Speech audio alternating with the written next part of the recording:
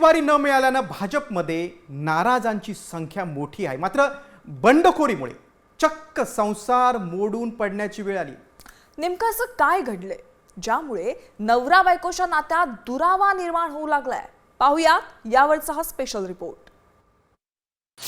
नवरा भाजपला नडला, बायकोनं संसार मोडला।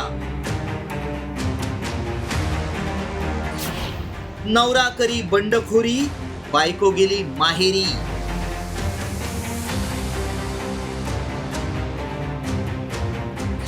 बंडखोरीला ऊत आल्यानं नेते जेरीस। उमेदवारी न मिळाल्यानं राज्यात अनेक ठिकाणी भाजपच्या कार्यकर्त्यांचा उद्रेक पाहायला मिळालाय। नागपूरमध्ये तर एका उमेदवाराची बंडखोरी थेट संसार मोडण्यावर आली आहे। भाजपच्या माजी महापौर अर्चना डेहनकर यांचे पती विनायक डेहनकर यांनी बंडखोरी करत भाजपच्या अधिकृत उमेदवाराच्या विरोधात अपक्ष उमेदवारी अर्ज दाखल केला। मात्र नवऱ्याची ही कृती पत्नी अर्चना डेहनकर यांना आवडली नाही। नाराज होऊन त्यांनी थेट माहेर गाठले। नवऱ्याऐवजी पक्षाचा प्रचार करण्याचा निर्णय देखील अर्चना डेहरकरांनी घेतलाय। तर निष्ठावंतांना डावलल्यानं बंडखोरी केल्याचं पती विनायक डेहरकरांनी सांगितलंय। उमेदवारी मागण्यापर्यंत मी पण सोबत होते त्यांच्या की काही करा, पण जर पक्षाचा निर्णय झाला, पक्षश्रेष्ठींनी ठरवलं की या प्रभागामध्ये हे 4 उमेदवार द्यायचे आहे, तर मला असं वाटतं की पक्षाने जो निर्णय घेतला किंवा पक्षाची जी भूमिका आहे त्या भूमिकेसोबत आपण राहिलं पाहिजे।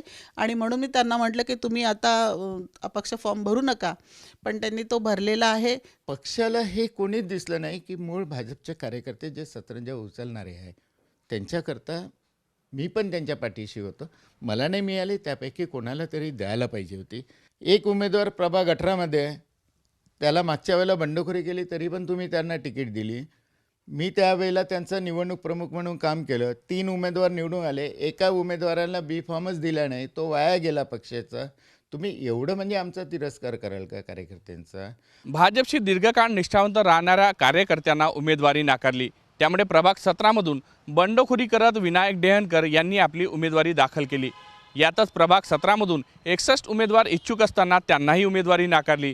तेच काँग्रेसमधून आलेले मनोज साबळे यांना उमेदवारी दिल्यामुळे हा वाद आणखी चिघळला। विनायकरावजी माझे चांगले मित्र आहे, मी त्यांना कन्व्हिन्स करण्याचा पूर्ण प्रयत्न करील आणि माझं असं बोलणं झालेलं आहे। पण होऊ शकते की त्यांची काही इच्छा असेल वरिष्ठांनी जावं, तर पार्टीचे आता जे काही वरिष्ठ आहे ते त्यांच्यासोबत संपर्क करतील।